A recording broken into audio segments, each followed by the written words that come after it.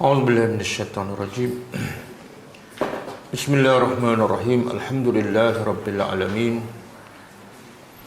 نحمده ونستعينه ونستغفره ونعوذ بالله من شرور أنفسنا ومن سيئات أعمالنا. من يهده الله فلا مضل له ومن يضلل فلا هادي له. أشهد أن لا إله إلا الله وحده لا شريك له وأشهد أن محمدا عبده ورسوله. سبحانك لا علم لنا إلا ما علمتنا إنك أنت العليم الحكيم. اللهم علمنا ما ينفعنا وانفعنا بما علمتنا وزدنا علما. اللهم آت أنفسنا تقواها وزكها أنت خير من زكاها أنت وليها ومولاها. ربي يسر ولا تعسر ربي تمم بالخير. Amma ba'du. InsyaAllah kita sambung tadabbur surah An-Naml ayat 50.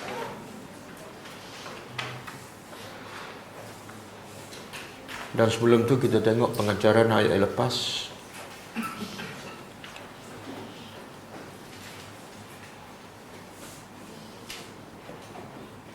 Ayat 48, 47. Ayat 47. A'udzubillahi minasyaitonir rajim. Qalu tayyarna bika wa biman ma'ak. Qala ta'irukum 'indallah bal antum qaumun tuftanun. Maksudnya mereka berkata, nasib malang kami disebabkan engkau dan orang yang beriman bersama engkau.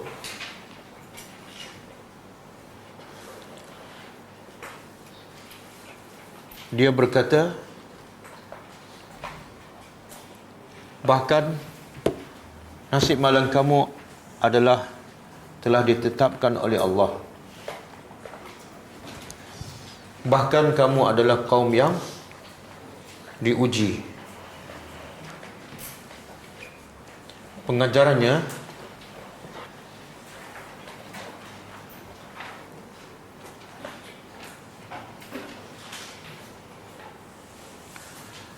pertama,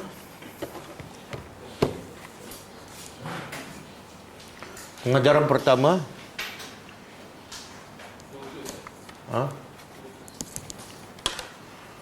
pengajaran yang pertama putus.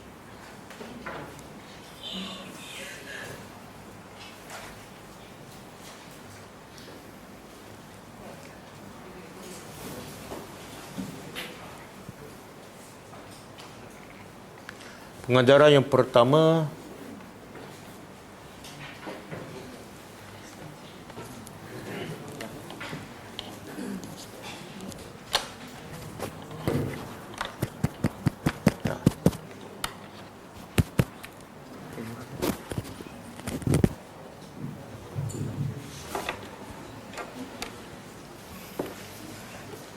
Pengajaran yang pertama,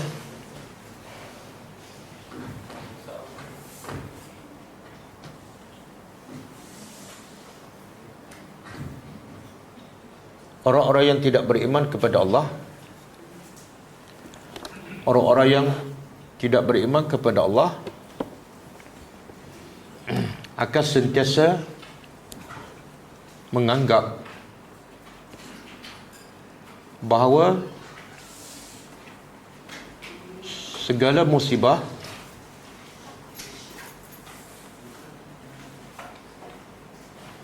yang menimpa mereka adalah disebabkan oleh orang yang beriman.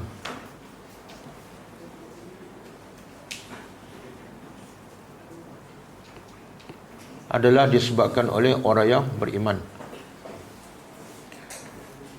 Sedangkan sebab yang sebenar ialah kekufuran mereka dan maksiat yang dilakukan.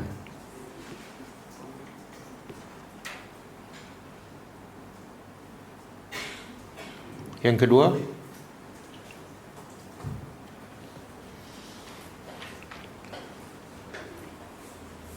Allah akan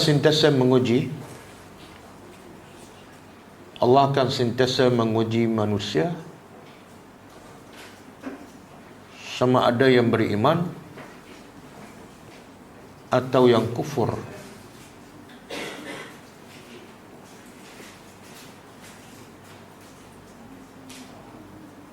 Dengan ujian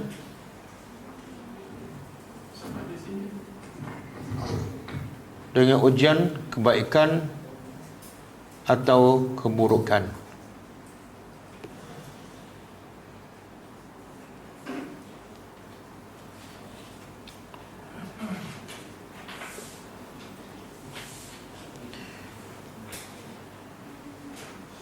Untuk Allah memberi balasan yang adil setelah manusia melakukan kebaikan atau kejahatan dengan pilihannya sendiri.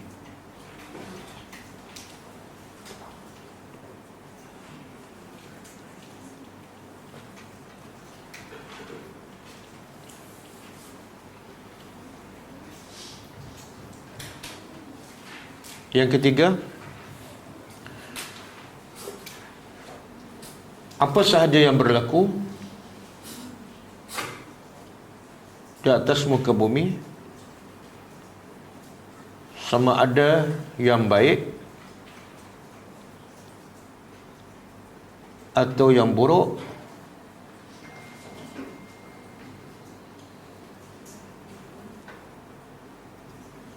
telah ditetapkan oleh Allah.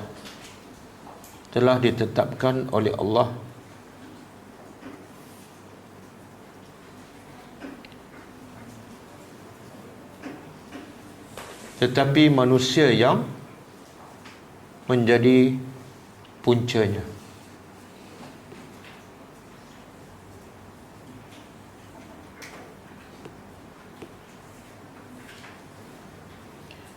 Ayat 48.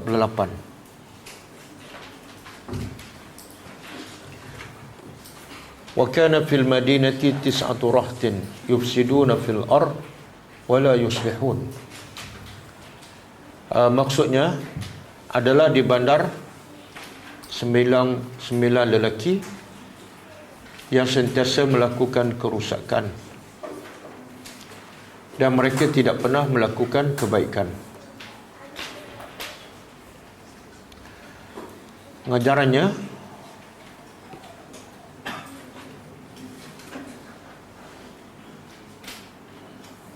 sejak dahulu lagi, sebelum zaman Nabi Muhammad sallallahu alaihi wasallam,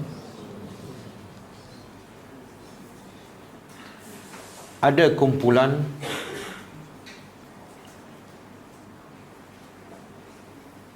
yang jahat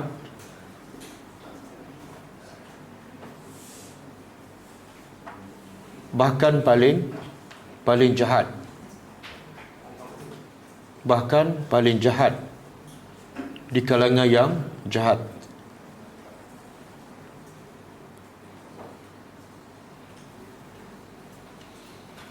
Dan antara kejahatan mereka ialah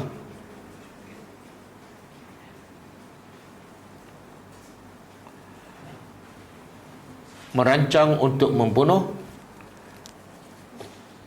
para nabi alaihimussalam.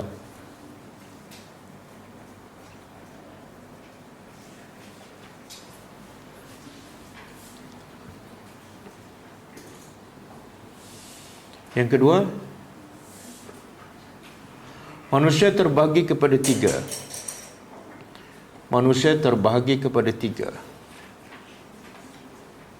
Pertama, yang baik.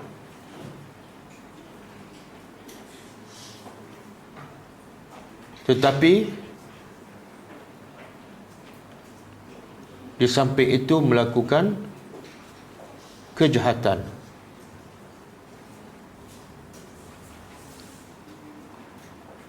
Yang kedua, manusia yang jahat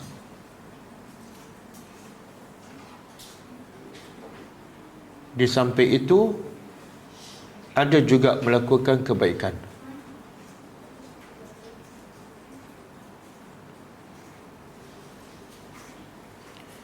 Dan yang ketiga, manusia yang sentiasa melakukan kejahatan dan tidak pernah melakukan kebaikan. Dan tidak pernah melakukan kebaikan.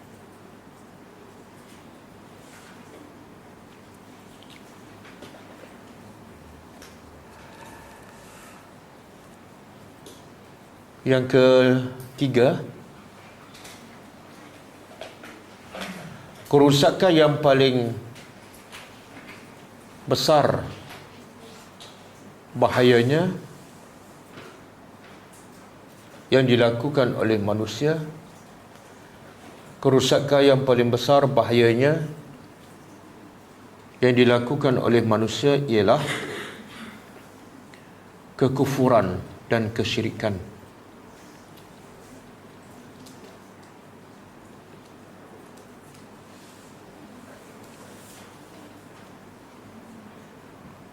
Kerana ia membawa manusia ke neraka.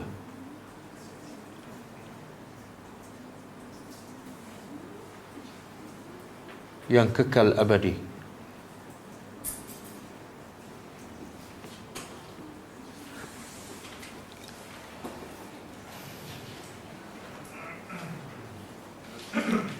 Yang ketiga, yang keempat, setiap pendakwah yang mengajak manusia kepada Allah akan sentiasa diuji, diancam, bahkan dibunuh. Dan itu adalah sunnatullah.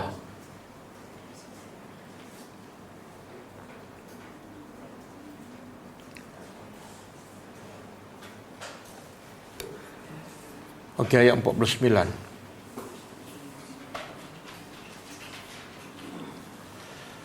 Qalu taqasamu billahi lanubayyitannahu wa ahlahu thumma lanaqulanna liwalijihi ma syahidna mahlika ahli wa inna lasadiqun. Maksudnya mereka berkata, bersumpahlah kamu dengan nama Allah,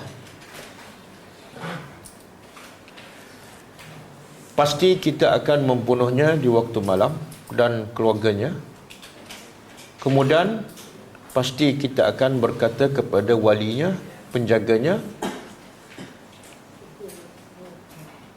kita tidak pernah menyaksikan kematian ahli keluarganya, dan sesungguhnya kita adalah orang-orang yang benar. Pengajarannya pertama,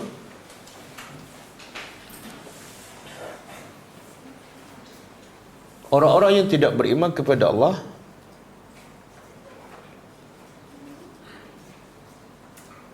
akan sentiasa merancang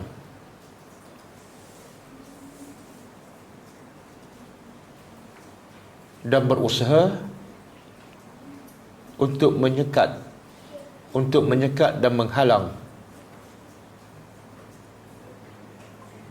sesiapa yang berdakwah mengajak manusia kepada Allah.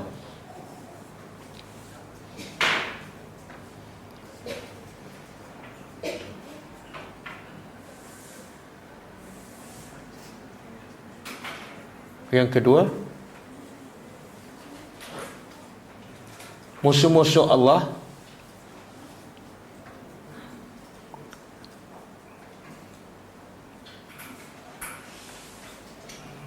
akan bersumpah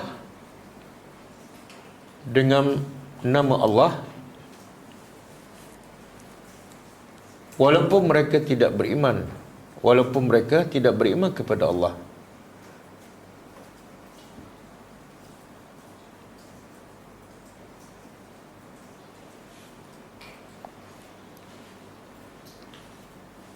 Dan ini menunjukkan mereka sebenarnya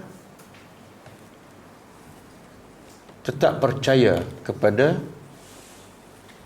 Allah, Tuhan yang satu.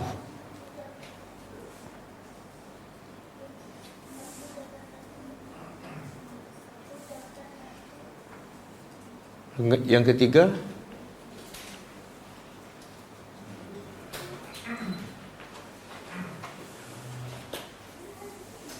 sehebat mana musuh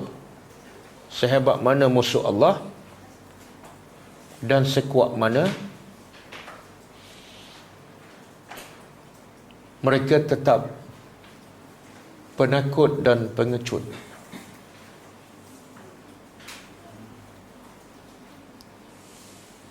Oleh kerana itu, mereka merancang untuk membunuh Nabi di waktu malam.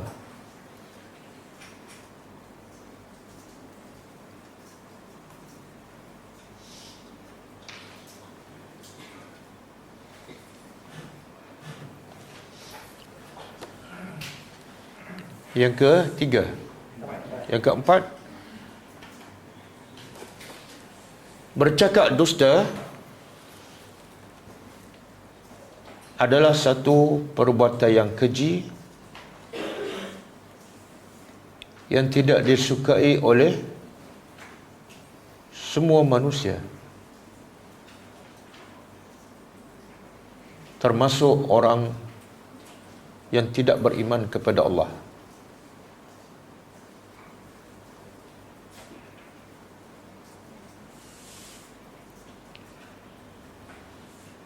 Kerana Allah menjadikan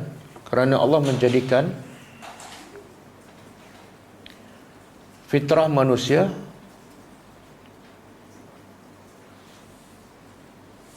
tidak suka kepada perbuatan yang tidak baik.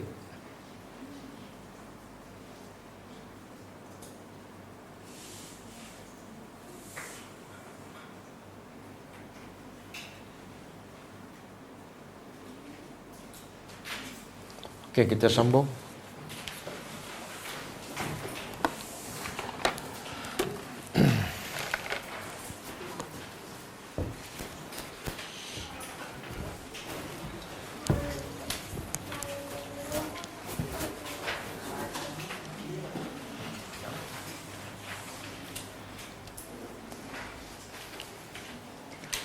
Okey, ayat malam ni ayat 50.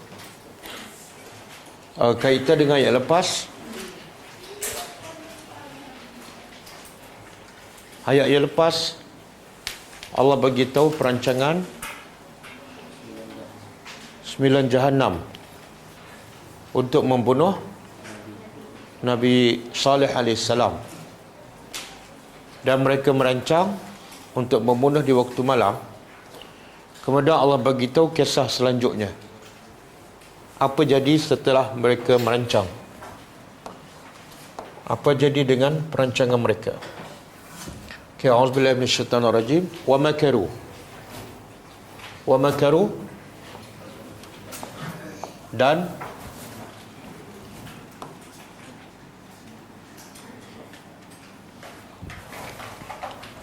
mereka, wa makaru apa dia?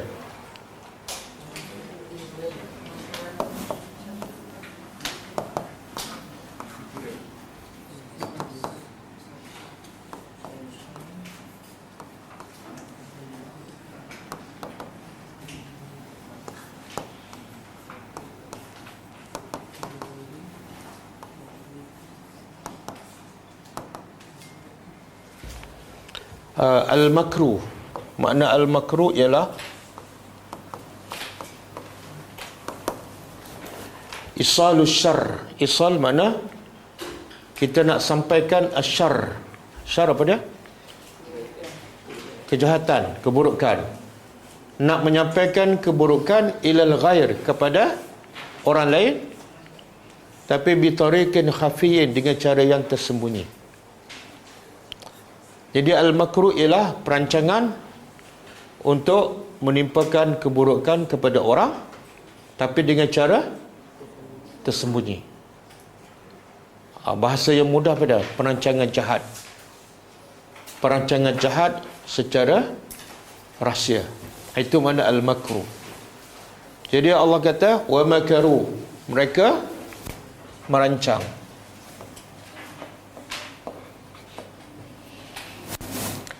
Dan mereka merancang. Siapa mereka ni?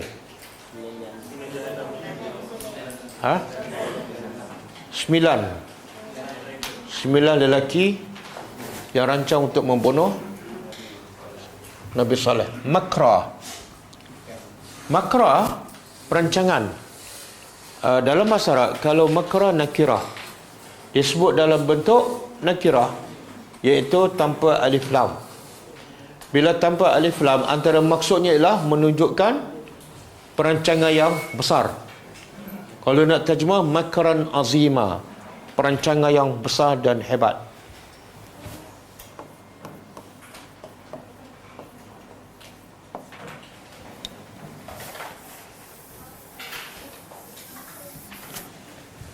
Itu perancangan musuh. Tetapi wa makarna, Allah berkata, dan kami merancang.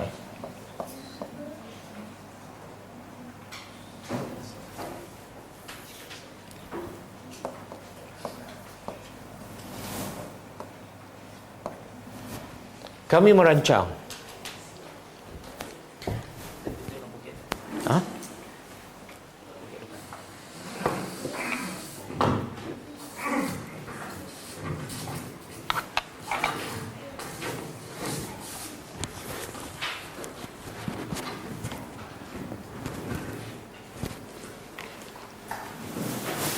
Okey, kami merancang makra, perancangan.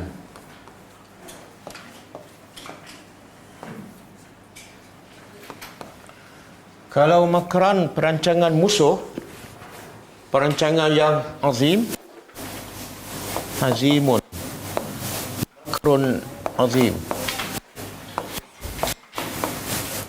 Maka perancangan Allah a'zam.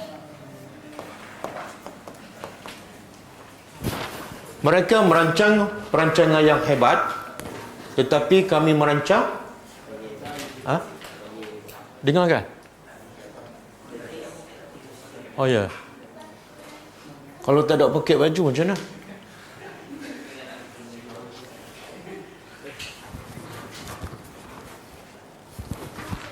Okey, kami merancang, tapi perancangan kami a'zam, lebih besar, lebih hebat.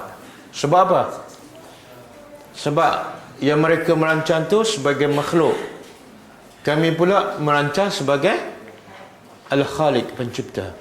Maka pastilah perancangan pencipta lagi hebat. Dan antara dua perancangan ni, siapa yang tahu perancangan siapa? Allah tahu. Sebab itulah perancangan orang yang tahu tentang musuhnya pastilah lebih hebat. Yang ni merancang tapi dia tak tahu apa yang Allah rancang, maka perancangan dia tak hebat. Okey. Kemudian wahum la yash'urun, sedangkan mereka tidak sedar. Mereka tak rasa, mereka tak sedar. Mereka tak sedar apa yang Allah rancang. Tapi Allah sedar tak apa yang mereka rancang? Sebab Allah alimun qadirun. Okey. Ni perancangan Allah ni bukan perancangan 9 orang yang nak bunuh Nabi Saleh sahaja yang mereka tak sedar, tapi semua perancangan Allah orang tak sedar, termasuk orang beriman. Kadang-kadang contoh orang tu buat maksiat, dapat rezeki, dia semakin tambah maksiat. Apa Allah buat pada orang ni? Allah bagi lagi. Supaya apa? Supaya dia semakin jauh, semakin banyak dosa. Tapi Allah bagi supaya dia semakin jauh. Dia sedar tak? Tak.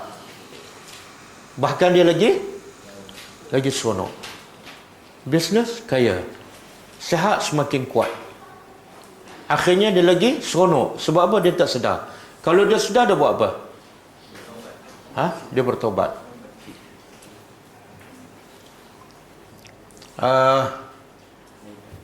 Apa lagi contoh?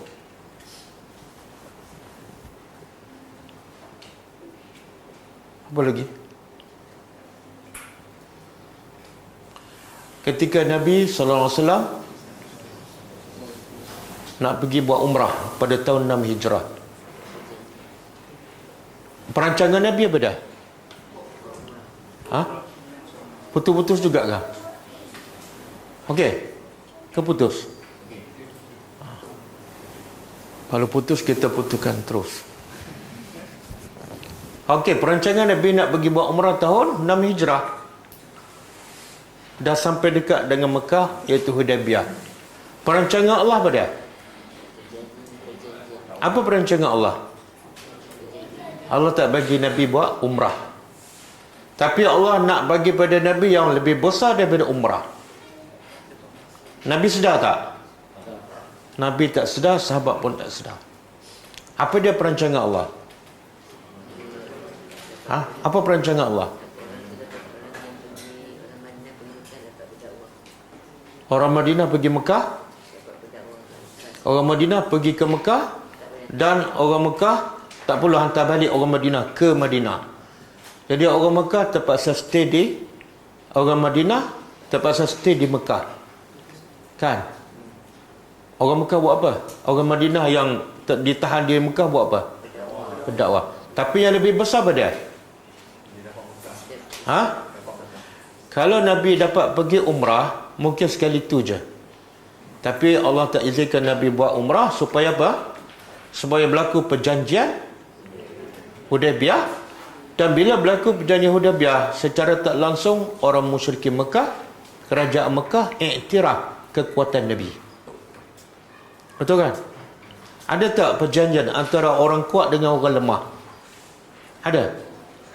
Tak ada. Bila ada berlaku perjanjian, makna sama-sama kuat. Sebab tu sekarang berlaku gencatan senjata antara orang Palestin, Hamas dengan Israel. Menunjukkan apa? Hamas kuat kan? Betul kan? Kalau dia nak hapus, kata dah masuk kat dalam, kenapa tak habiskan semua? Tiba-tiba ada gencatan. Menunjukkan apa? Hamas tu ada kekuatan, satu pengiktirafan. Kita tak tahu apa yang berlaku. Dan supaya akhirnya Nabi tahun 8 Hijrah, Nabi datang buka kota Mekah dan boleh pergi buat umrah bila-bila masa, berapa kali pun. Itu perancangan Allah. Jadi bila kita tahu perancangan Allah lagi hebat dan kita tak sedar, apa kewajipan kita?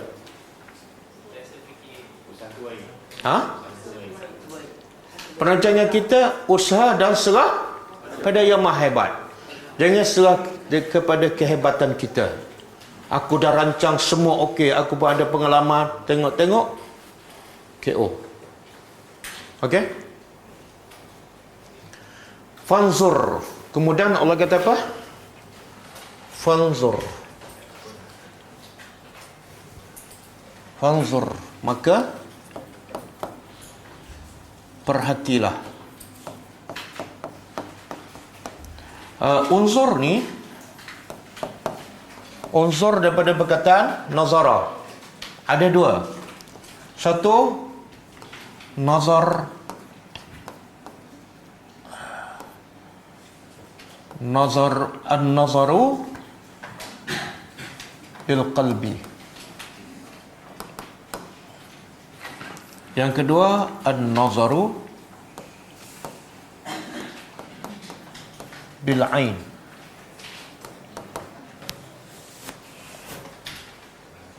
Yang ni dipanggil nazaru basirah. Yang ni dipanggil nazaru basar. Okey. Unsur ni ada dua maksud. Pertama, an-nazar bil qalbi, melihat dengan hati. Ataupun dipanggil nazar basirah, melihat dengan hati. Maksud apa? Berfikir dengan akal, bukan melihat dengan mata. Yang kedua, an-nazaru bil ain, melihat dengan ain mata. Dia panggil nazar basar. Jadi dalam ayat ni unsur yang mana satu maksudnya? Yang Allah suruh ni, perhati dengan hati ke ataupun perhati dengan mata? Dengan hati. Perhatilah kaifa, bagaimana, kana adalah akibah. Akibat ni dah jadi bahasa Melayu. Akibat, kalau terjemah Melayu betul apa dia? Balasan ataupun kesudahan. Balasan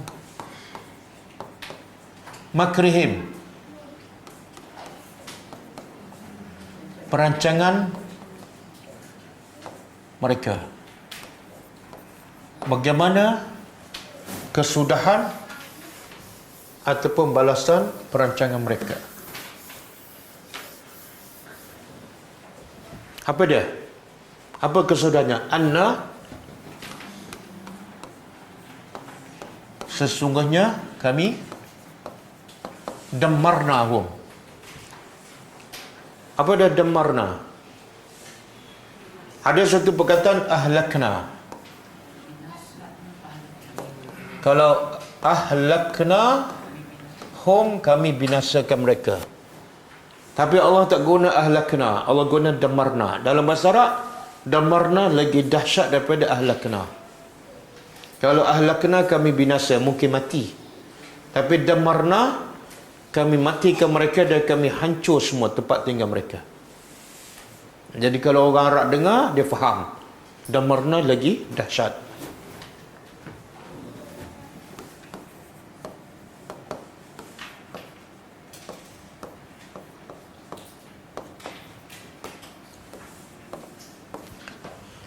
Wa qaumahum, dan kaum mereka.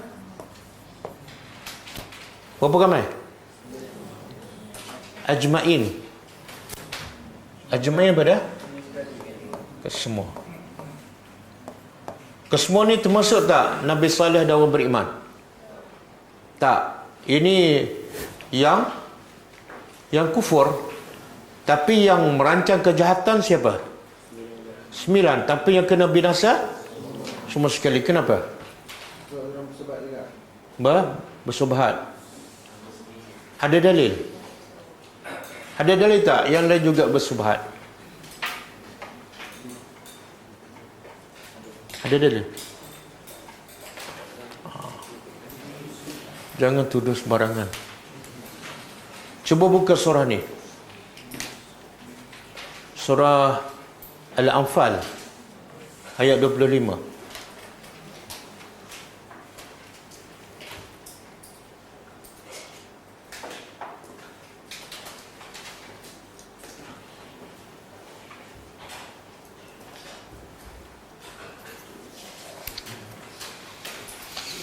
Okey. Cuba terjemah. Wattaqu, dan takutlah. Takutlah kepada apa? Fitnah. Fitnah di sini apa dia? Tak, fitnah dalam Quran banyak.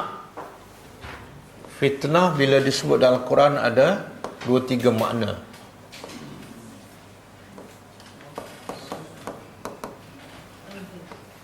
Satu, ujian. Contohnya apa? Contoh ayat. Wa nabluukum bisyarr wal khair fitnah. Kami uji kamu dengan keburukan dan kejahatan sebagai fitnah, sebagai ujian. Dan ada juga fitnah dalam Quran maksud dia syirik. Contoh, al-fitnatu asyaddu minal qatli. Cuba terjemah. Fitnah, fitnah tu makna syirik. Asyaddu lebih dahsyat daripada qatli, bunuh. Kalau bunuh 10 orang, yang membunuh 10 orang dengan yang tak bunuh seorang pun, tapi dia syirik pada Allah, dosa mana yang lebih besar? Syirik. Sebab itulah kisah Khidir kan, antara yang Khidir buat ialah dia bunuh budak kecil. Kenapa? Khidir qatlu, Khidir bunuh. Sebab apa? Sebab kalau tak bunuh, dia akan buat dosa lagi besar daripada dosa membunuh, iaitu fitnah, syirik.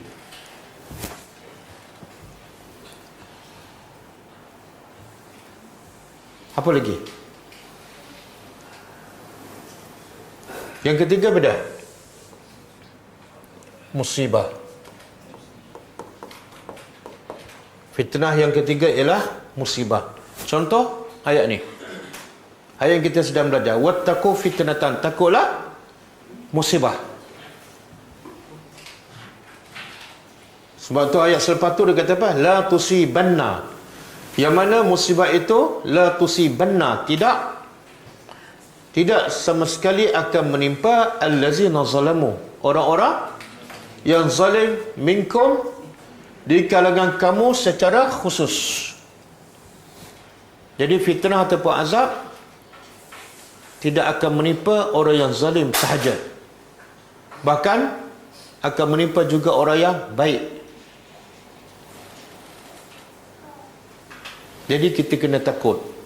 Dan Allah kata wa'lamu, wajib kamu ketahui annallaha syadidul iqab. Wajib kamu tahu sesungguhnya Allah sangat keras.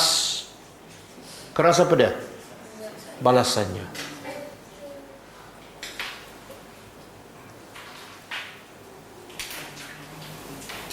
Okey. Kenapa? Macam mana? Kenapa orang baik pun kena juga musibah? Dia tak buat maksiat. Jadi cara untuk kita elakkan daripada musibah menimpa kita apa dia? Kita cegah. Ada dalil tak? Bila cegah kita selamat. Bila ada musibah orang yang mencegah selamat. Ada dalil? Ada dalil? Ya Hufaz.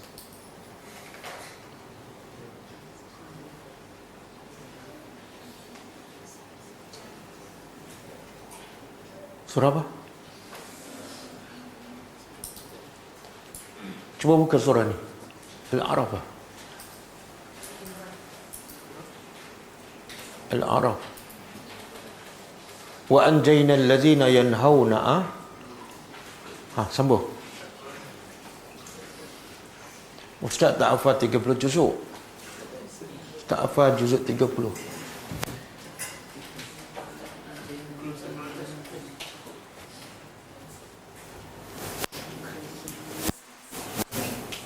Okey. Surah Al-A'raf kan? Ayat 165.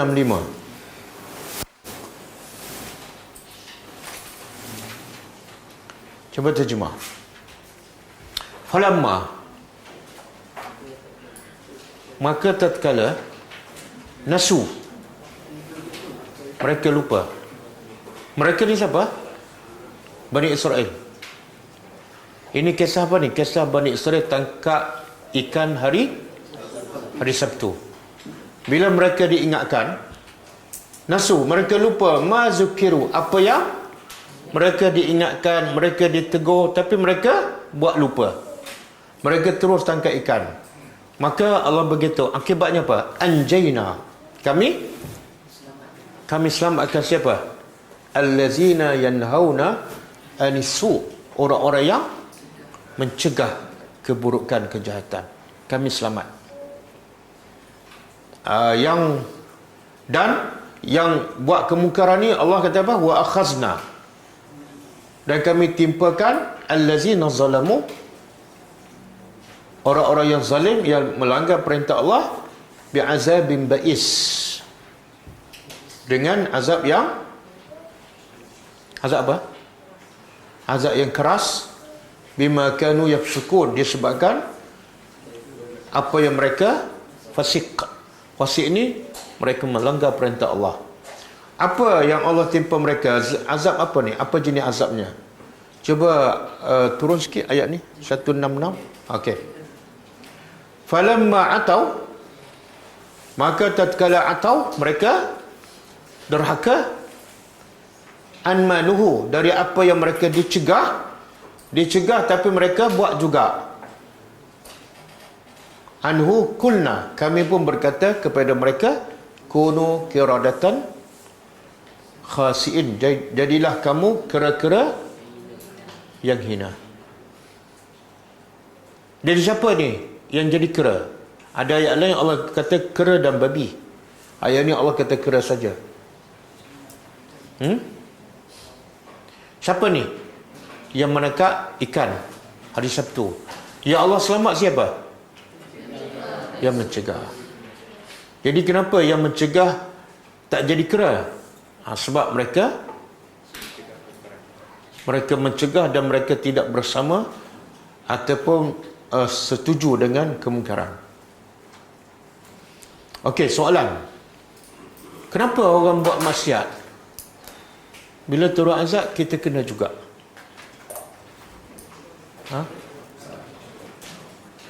Cuba bayangkan, kalau orang buat maksiat kita tak cegah, dan bila Allah turunkan azab kena mereka saja, apa akan jadi? Cuba bayangkan. Kepentingan diri satu lagi apa dah? Allah azabkan mereka yang buat maksiat je, yang tak buat dan tak cegah Allah selamatkan. Apa akan jadi agak-agak? Maksiat akan lagi leluasa. Yang kedua, kita adalah orang yang pentingkan diri. Dan orang beriman dia wajib sayang pada saudaranya sebagaimana dia sayang pada. Kalau dia tak suka buat maksiat, dia kena wajib juga tak suka orang lain buat maksiat. Kalau dia biarkan orang lain buat maksiat, seolah dia suka maksiat tu berlaku pada diri dia. Boleh faham? Sebab tu Allah bila turunkan azab, Allah kenakan semua sekali. Habis di akhirat macam mana? Kita tak buat maksiat. Ada satu hadis yang sahih, bila tentera bergajah nak hancurkan Kaabah, mereka pergi dengan kumpulan yang ramai, bala tentera yang besar lah. Dan perjalanan jauh, mestilah ada yang buka kedai. Yang bersama tentera bergajah ada yang bawa barang dan menjual gerai-gerai. Perjalanan jauh ni, Yaman ke Mekah. Tapi bila Allah binasakan, Allah binasa semua tak? Ataupun tentera bergajah saja? Semua. Jadi Aisyah radhiyallahu anha bertanya Rasulullah, ya Rasulullah, dalam yang bersama tentera bergajah, mereka bukan tentera dan mereka tak tahu pun yang tu nak pergi roboh Kaabah. Mereka nak menjual, nak cari makan. Kenapa mereka juga dibinasakan oleh Allah? Maka Nabi jawab, mereka dibinasakan sebab mereka ada bersama, dan bila di akhirat besok Allah akan bangkitkan mengikut niat masing-masing. Kalau dia pergi nak berniaga sahaja, Allah bangkit dalam keadaan selamatlah. Tapi kalau dia pergi dengan niat nak bagi makan pada tentera yang nak hancurkan Kaabah, dia akan dapat juga. Okey, innamal a'malu binniyat. Satu lagi ulama kata, maksiat ni walaupun kita tak buat, kita kena cegah, sebab kesannya kita dapat juga. Kalau kita tak cegah, kesannya kita dapat juga. Sebagai contoh, dulu katalah yang dah berumur warga emas lah, masa kita umur 20 tahun, kita duduk kat kampung. Masa tu kita beribadat dengan kita beribadat sekarang. Beza tak ibadat kita? Beza tak? Yang mana lebih okey lah? Dulu ke sekarang? Sekarang ya. Dulu lagi baik kan? Sebab apa? Sebab dulu tak banyak maksiat. Tapi sekarang kadang-kadang kita dah belajar, tapi salat tak khusyuk juga. Kenapa? Sebab kita boleh tengok maksiat di mana-mana saja. Kadang-kadang keluar rumah je jumpa, keluar kelas je jumpa. Kadang-kadang dalam rumah pun ada maksiat. Dan begitu juga, beza tak kita solat di Mekah dengan solat di Bukit Jelutong? Beza, apa bezanya? Tak ada kaitan dengan bid'ah. Di Mekah kita tak buat dosa banyak kan? Betul? Semua orang tu tak aurat, jadi solat kita lebih khusyuk. Tapi di Malaysia, best. Nak pergi masjid pun dah tergugah iman kan?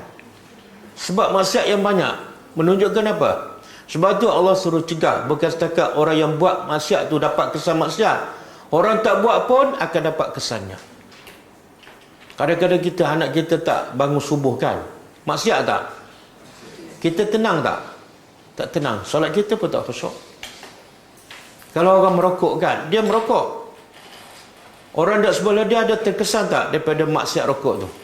Ada? Bapa merokok kan, dalam satu rumah akan terkesan. Sebab tu Allah suruh cegah. Sebab dia bukan setakat beri kesan pada pelaku, tapi orang yang duduk sekitarnya.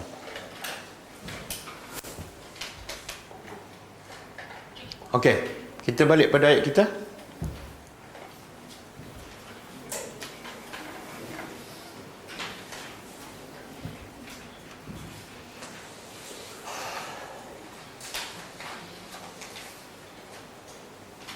Fatilka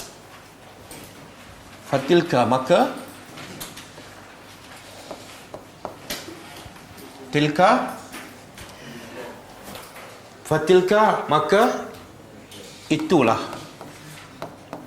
buyutuhum, rumah-rumah mereka. Khawiyah apa mana? Dia terjemah apa? Kosong ke hancur? Roboh. Rumah-rumah mereka roboh. Sedangkan rumah mereka ni daripada apa? Daripada gunung. Jadi ayat ni dengan ayat lepas, apa kaitannya? Ayat lepas Allah kata kesudahan mereka pada, kesudahan mereka ialah kami hancurkan mereka. Jadi Allah sebut umum. Hancur macam mana? Kalau kita tadabbur, kita baca ayat lepas, kita tertanya-tanya, hancur macam mana tu? Maka Allah jawab dalam ayat ini, antara bentuk kehancuran ialah rumah-rumah mereka roboh dan ranap. Apa sebab? Adakah Allah zalim pada mereka? Bukan. Ba ni dipanggil ba sababiah, disebabkan zalamu, mereka zalim. Zalim di sini apa maksud dia? Apa maksud zalim di sini? Syirik ataupun kufur kepada Allah. Sebab kezaliman yang paling besar ialah syirik. Sebab tu dalam surah Baqarah Allah kata apa? Wal kafiruna humuz zalimun. Ayat berapa ni? Yang hafal surah Baqarah? 2?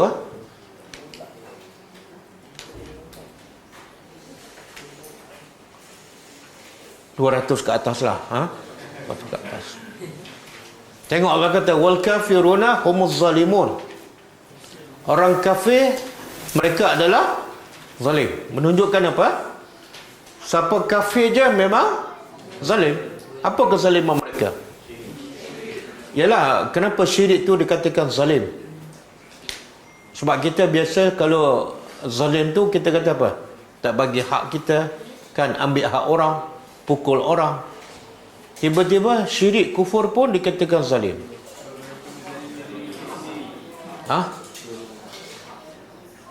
Tak, zalim ni antara yang diberi definisi ialah meletak sesuatu bukan pada tempatnya.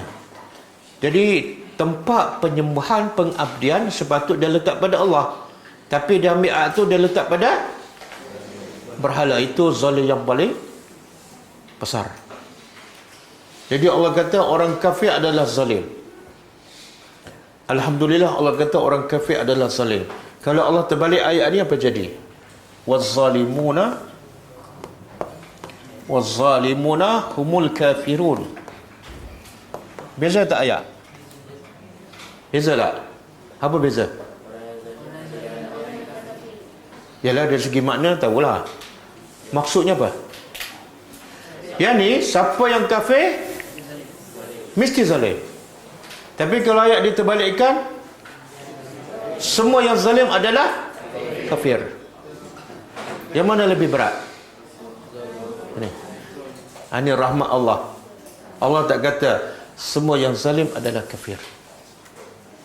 Jadi sebab itulah di sini dengan sebab mereka zalim, iaitu dengan sebab kekufuran mereka. Kenapa Allah beritahu? Sebab Allah nak beritahu, Allah binasakan mereka, hancurkan rumah mereka, bukan sebab Allah zalim, tapi sebab mereka sendiri zalim. Mereka zalim pada siapa? Zalim yang ada dua. Zalim ada dua. Satu lazim, yang kedua mutaaddi. Satu dia zalim pada diri sendiri, lazim. Yang kedua mutaaddi, dia berzalim, dia melampau kepada orang. Dia melampau kepada orang. Kadang-kadang menyakiti, kadang-kadang tak bagi hak orang, kadang-kadang ambil hak orang. Tapi zalim yang paling banyak apa dia? Zalim pada diri sendiri. Okey, kemudian Allah kata inna, sesungguhnya, fi, pada demikian itu,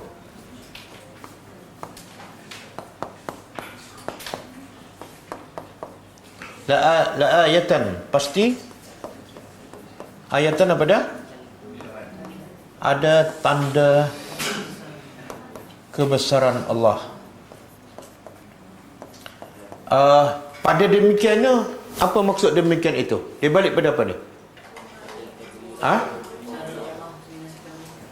Satu, demikian itu maksud pada cara Allah binasakan mereka, iaitu macam mana Allah binasakan mereka? Ialah dengan apa? Kan kalau Fir'aun Allah lemaskan dalam air. Kalau kaum Ad Allah hantar angin. Anginnya asif. Angin yang kencang, kemudian Allah sedut, dan Allah pusing di mana? Di udara berapa lama? 7 hari? 7 hari 8 malam ke 8 hari 7 malam? 8 hari 7 malam kan? Di udara, tanpa rehat, tanpa berhenti. Kemudian Allah hempas sehingga mereka patah leher dan seperti batang kurma yang dah lama jatuh.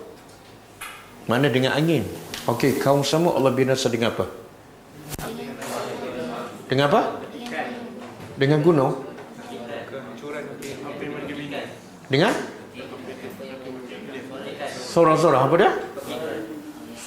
Suara apa? Pekikan daripada langit. Pekikan siapa? Pekikan Jibril. Ada dalil? Tak tahu kenapa cakap. Saja nak cakap. Okey, cuba buka dalil. Surah apa? Surah Hud.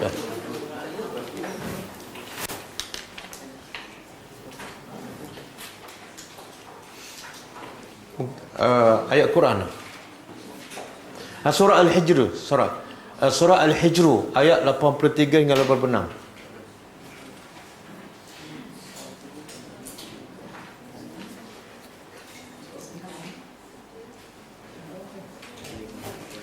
Surah Al-Hijr.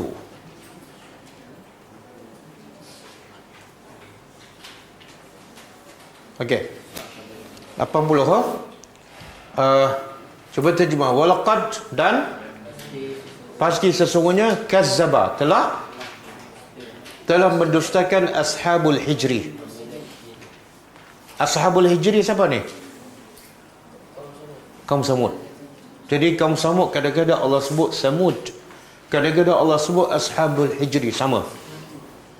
Mereka telah mendustakan Al-Mursalin, para berapa ramai? Berapa ramai Rasul yang diutuskan kepada kaum Samud? Berapa ramai? 1/3. Yang 3 ni dari mana ni? Berapa? Seorang, siapa? Nabi Saleh. Tapi di sini Mursalin, jamak. Mereka telah mendustakan para Rasul, sedangkan seorang je.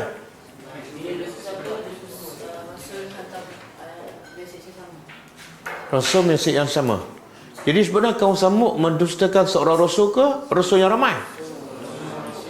Seorang. Tengok bahasa Al-Quran. Sebenarnya Allah nak bagi tahu kaum Samud dustakan seorang Rasul saja. Tapi Allah nak bagi tahu siapa mendustakan seorang Rasul sebenarnya dia mendustakan semua sekali. Kalau ada 300 Rasul, dia mendustakan 300 Rasul. Walaupun hakikatnya dusta seorang. Macam apa ni? Orang Yahudi. Dia terima tak Nabi apa? Orang Yahudi. Nabi Musa. Dia terima tak Nabi Musa? Dia terima. Tapi Nabi Isa dia terima. Sebenarnya orang Yahudi tolak berapa Nabi? Semua sekali. Termasuk Nabi Musa. Okey. Kaum Samud ataupun Ashabul Hijri telah mendustakan para Rasul. Wa atainahum, dan kami telah bawa datang pada mereka ayatina, bukti-bukti kami. Kami tak zalim. Antara bukti yang Allah bawa kepada kaum Samud apa dia? Naqah, unta. Kan? Unta. Fakanu anha mu'ridin, tapi mereka akhirnya berpaling daripada bukti tersebut. Ini jenayah mereka. Cuba turun ayat seterusnya. Maka Allah kata fa akhazat, ini ayat lain Allah sebut jenis azab. Fa akhazathumus sayhatu, maka sayhah. Sayhah ni pekikan. Tapi ada tak sebut sayhatu Jibril? Tak ada kan? Dalam tafsir ada ahli tafsir mengatakan pekikan Jibril, tapi tak ada dalil. Allah kata pekikanlah. Suara daripada mana? Wallahu alam. Tapi nak bagi tahu apa ni? Kehebatan Allah apa dia? Allah nak hancurkan kaum yang kuat, gagah perkasa, boleh pahak gunung buat rumah. Allah tak perlu tentera dan alat senjata yang canggih. Allah hanya perlu suara aja. Jadi pekikan menimpa mereka di waktu musbihin, pagi. Fama aghna anhum ma kanu yaksibun, maka apa saja yang mereka usahakan, rumah ke apa, sikit pun tidak berguna. Satu sen pun tak guna. Okey. Cuba pergi ayat lain. Cuba tengok ayat lain.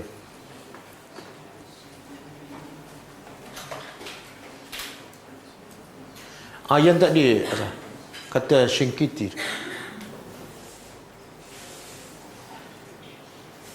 Kata qala Shinkiti, penulis kitab tafsir Nama kitab tafsir dia Adwaul Bayan, jilid 2 muka surat 289. Dia kata apa?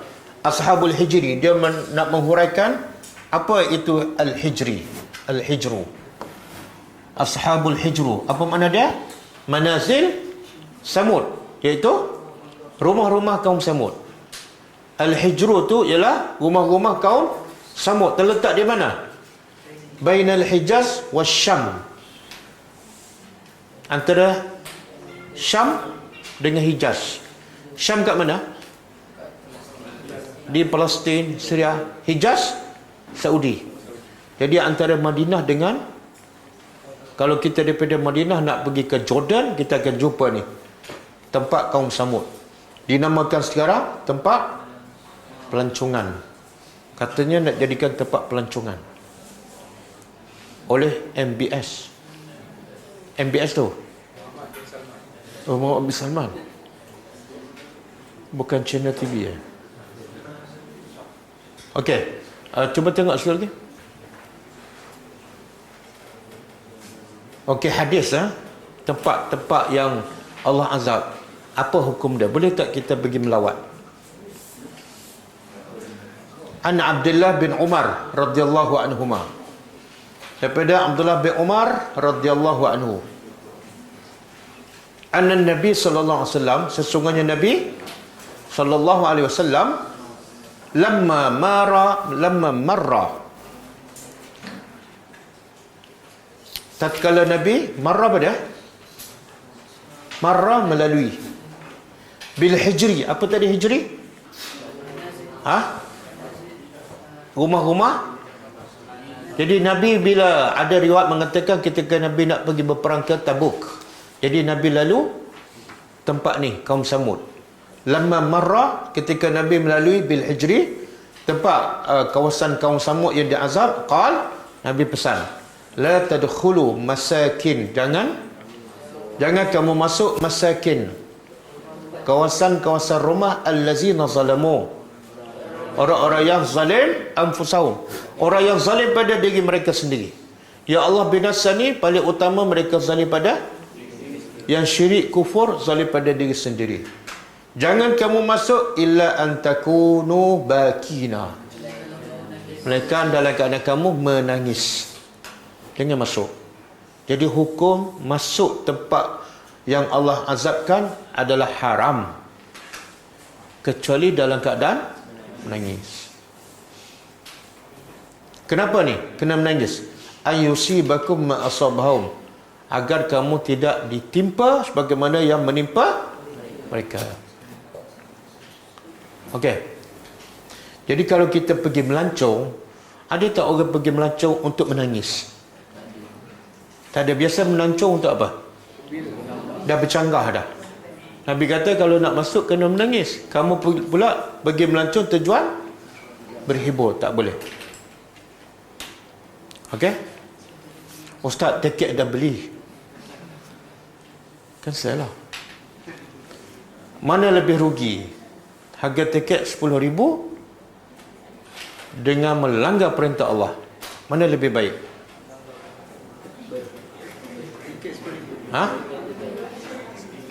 Mana lebih rugi?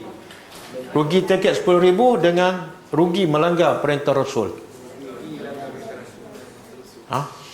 Cakap mudahlah Ustaz. Saya nak kumpul 10,000 ni Ustaz setahun.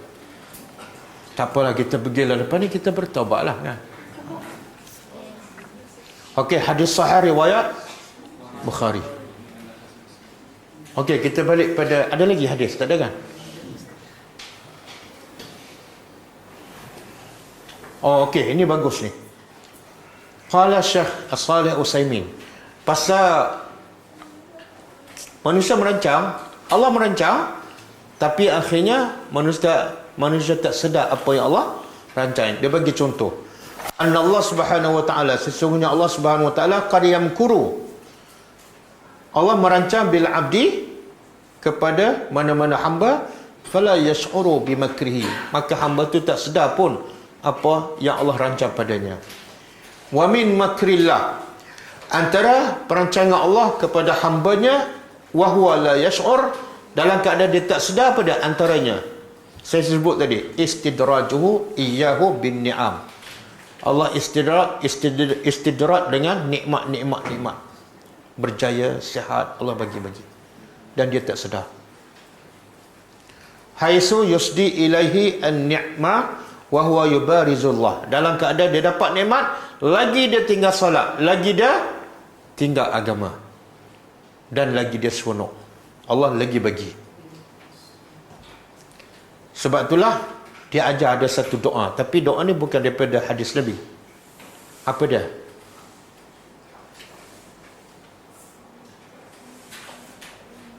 Okey, satu lagi sebelum saya baca hadis ni. Wa min mukrihin bihi talbisu. Antara perancangan Allah ialah Allah jadikan kita sama-samar antara sunnah dengan bid'ah. Sunnah dengan bid'ah. Allah uji kita. Fayulabbisu alai al-hukum, maka dia pun keliru dengan hukum. Hatta yazunnu, sehingga dia sangka al-batil, yang batil tu adalah benar. Yang bid'ah tu dia kata mesti betul, tak mungkin salah. Manakala yang sunnah pula dia kata salah ni, ini baru ni, tak pernah dengar pun. Sebab tu ada satu doa, walaupun bukan daripada hadis Nabi, tapi daripada maksur. Dari segi hukum, doa secara umum kita boleh baca. Apa dia? Allahumma arinil haqqa haqqa. Ya Allah, tunjuklah aku kebenaran itu kebenaran. Janganlah aku nampak kebenaran macam bid'ah aja. Yang bid'ah macam benar. Ramai tak yang keliru sekarang? Bertukar. Kita cakap apa pun dia kata tak, yang dialah sunnah Nabi. Jadi tunjuklah arinil haqqa haqqa. Tunjuklah aku kebenaran itu kebenaran, warzuqni ittiba'ahu, dan berilah rezeki padaku untuk ikut. Kadang-kadang aku dah tahu sunnah tapi tak ikut pun. Kan? Ada orang tahu sunnah tapi sebab nak jaga orang, nak jaga mak bapak, nak jaga mertua, dia tetap ikut yang bid'ah. Jadi kita minta dua. Satu, Allah tunjukkan yang benar-benar, yang sunnah-sunnah. Yang kedua, kekuatan untuk ikut, untuk buat. Kemudian wa arinil batil batil. Tunjuklah aku kebatilan itu betul-betul aku nampak batil.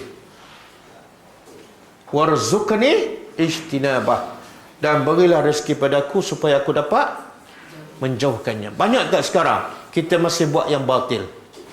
Kan? Sehingga sampai tahap kita tak rasa bersalah.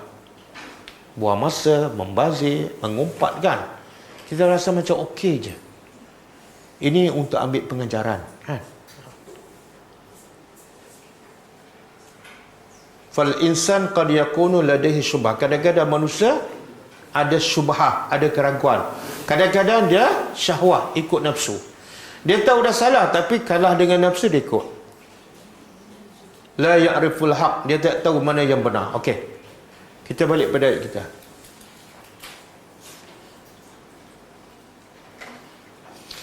Okey, Allah kata semua ni kisah kaum Samud dan bagaimana mereka dibinasakan pasti tanda kebesaran. Untuk siapa? Liqaumin, bukan untuk semua orang. Untuk kaum yang ya'lamun, mereka mengetahui. Apa yang Allah nak bagi tahu ni? Tadi Allah kata apa? Unzur, perhatilah bagaimana Allah binasakan umat yang terdahulu. Dalam kisah ni kaum Samud. Kenapa Allah suruh perhati? Sebab ada ayah, ada ibrah. Tapi Allah kata semua yang dapat kesan pengajaran ni siapa? Orang yang berilmu saja. Makna apa tu? Kalau dia pergi tempat kaum yang diazab, tapi dia tak tahu apa-apa pun, ada ilmu, agak-agak boleh tak ambil pengajaran? Mustahil. Macam mana dia nak ambil pengajaran? Dia tak tahu pun kisah tu. Dan dia tak tahu pun bagaimana Allah binasakan. Tiba-tiba nak ambil pengajaran, mustahil. Jadi syarat nak ambil pengajaran mesti berilmu. Cuba buka surah Al-Ankabut.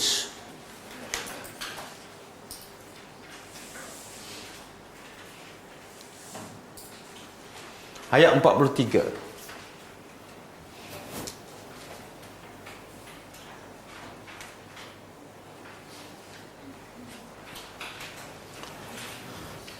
Okey. Surah apa ni? Al-Ankabut ayat 43. Antara contoh yang Allah buat tentang Al-Ankabut apa dia? Contoh. Misal.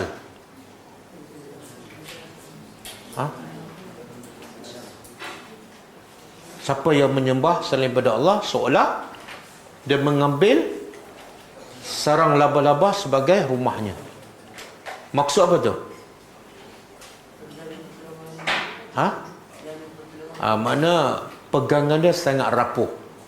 Sebagaimana rapuhnya sarang, datang angin sikit terputus, hujan sikit hancur. Okey, kemudian Allah kata apa? Watilkal amsal, dan demikian itulah amsal, perumpamaan, contoh-contoh, nadribuha, yang kami buatnya untuk siapa? Bila sebut manusia, berapa orang masuk? Semua. Jadi sebenarnya contoh yang Allah buat dalam Quran, amsal ni untuk berapa orang? Untuk semua manusia. Tetapi akhirnya yang faham contoh yang Allah buat dalam Quran, adakah semua ataupun orang tertentu? Siapa? Wa ma ya'qiluha. Tidak ada yang faham contoh-contoh yang Allah buat melainkan al-alimun. Tengok contoh untuk semua manusia, tapi akhirnya yang faham al-alimun, orang yang berilmu. Sama dengan ayat tadi. Jadi sebab tu saya kata, saya sebut banyak kali, kalau kita tak ada ilmu tentang umat dahulu bagaimana mereka dibinasakan, jangan buat alasan nak pergi tengok tempat tu untuk mendapat pengajaran. Sebab pengajaran mesti didahului oleh ilmu. Semua cerita umat dahulu dibinasakan duduk kat mana? Dalam Quran. Jadi proses pertama apa dia? Kena tadabbur Al-Quran. Lepas tu berjalanlah. Dan bila kita dah tadabbur Al-Quran, kita faham, kita akan berjalan kerana Allah. Kita akan berjalan untuk sebarkan agama Allah. Okey, ayat seterusnya. Dah habis ke? Ini ayat terakhir kan? Ini ayat terakhir kisah kaum Samud. Wa anjayna, dan kami selamatkan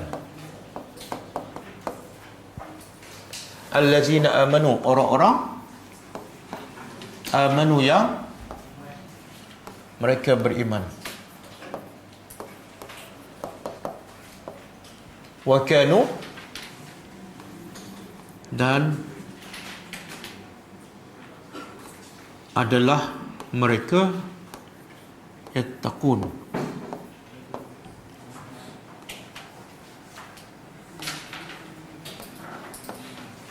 bertakwa. Bertakwa kepada apa? Bertakwa kepada Allah.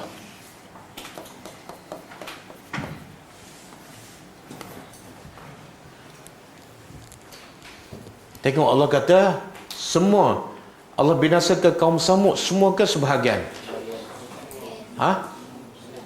Tak, ayat tadi ajma'in semua kan? Tapi di sini Allah sebut pula kami selamatkan. Siapa yang Allah selamatkan? Kenapa mereka selamat?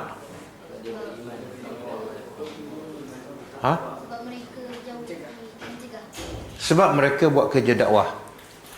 Kan Nabi Saleh dan orang beriman suruh tak mereka sembah Allah, istighfar kepada Allah. Mereka buat kerja dakwah. Jadi siapa yang buat kerja dakwah pasti selamat. Siapa yang solat je, puasa je, pergi umrah je, tapi tak buat kerja dakwah, tak suruh yang ma'ruf dan tak cegah kemungkaran, bila Allah turun musibah dia takkan selamat. Berdasarkan dalil yang kita belajar tadi. Jadi untuk selamat tak perlu harta, tak perlu body yang kuat, hanya perlu satu iman, satu takwa. Apa beza amanu dengan yattaqun? Bukankah beriman itu menunjukkan bertakwa?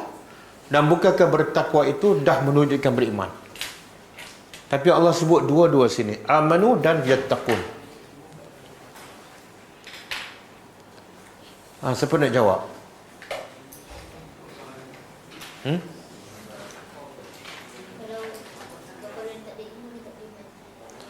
Dia kalau tak ada ilmu, tak, sekarang soalan dia antara beriman dengan bertakwa, bukan beriman dengan berilmu.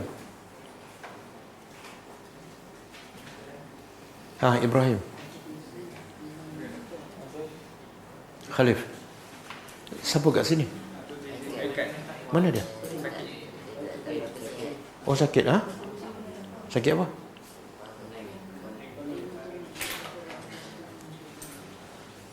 Okey, ada ahli tafsir mengatakan beriman ialah dia buat apa yang Allah suruh, dia takut, dia tinggal apa yang Allah larang. Jadi dualah. Tapi kalau sebut beriman saja, termasuk dia juga bertakwa. Kalau sebut bertakwa saja, dia juga adalah beriman. Kalau sebut dua-dua, beriman buat yang Allah suruh dan bertakwa tinggal yang Allah larang. Okey.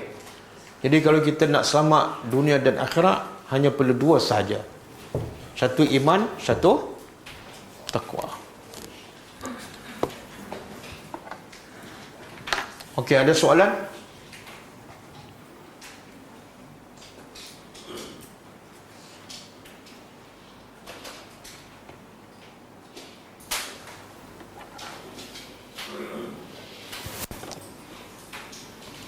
Tak ada soalan lah.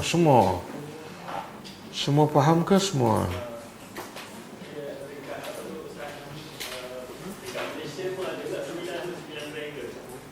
Macam mana?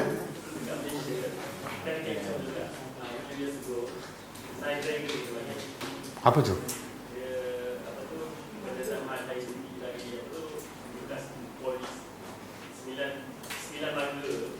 Oh.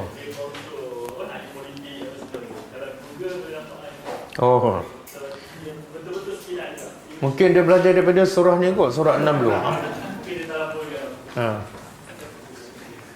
Tapi nak jadi jahat sebenarnya tak perlu cukup 9 orang.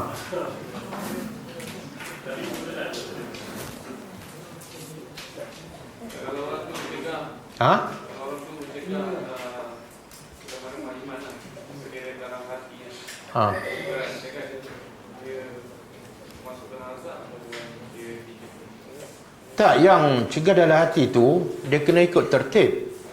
Kena berkata siapa yang melihat kemungkaran, pertama kena cegah dengan tangan ataupun kuasa. Kalau dah betul-betul tak mampu dengan tangan, baru turun yang kedua dengan lidah. Kalau tak mampu dengan lidah, barulah yang ketiga. Itulah selemah iman. Tak boleh tengok kemungkaran terus turun ketiga, saya benci dalam hati. Sejak bila? Dah lama dah. Macam contoh anak kita tak solatkan, Allah tak akan terima alasan kita benci dengan hati, sebab kita ada kuasa kena buat sesuatu. Apa dia, Hafiz?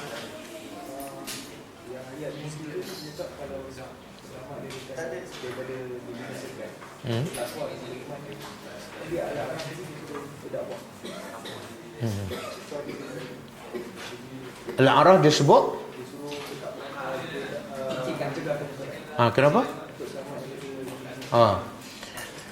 Saya nak tanya, apa makna takwa? Tinggalkan, suruh buat apa yang Allah suruh dan tinggal. Okey, Allah suruh tak cegah kemungkaran? Takwa lah tu. Sebab tu ada tak ayat Quran, ya Allah melaknat Bani Israel hanya kerana tidak cegah kemungkaran. Allah laknat sebab dia tidak bertakwa. Jadi takwa ni bukan solat je, bukan puasa je, bukan datang kelas je. Beriman kepada Allah ialah redha dengan apa yang Allah redha, benci dengan apa yang Allah benci. Tak kemungkaran, kita wajib benci. Kalau kita solat tapi suka ataupun tak kisah dengan kemungkaran, sebenarnya kita belum benar-benar beriman kepada Allah. Okey, ada soalan lagi? Tak ada? Cukup Kita tutup. InsyaAllah kita jumpa Besok ada kelas Ustaz Usama, kelas hadis pagi besok. Kita tutup dengan baca tasbih kafarah. Subhanakallahumma wa bihamdika asyhadu an la ilaha illa anta astaghfiruka wa atubu ilaik. Assalamualaikum warahmatullahi wabarakatuh. كتاب الله ترق جنانه وتنى العظيم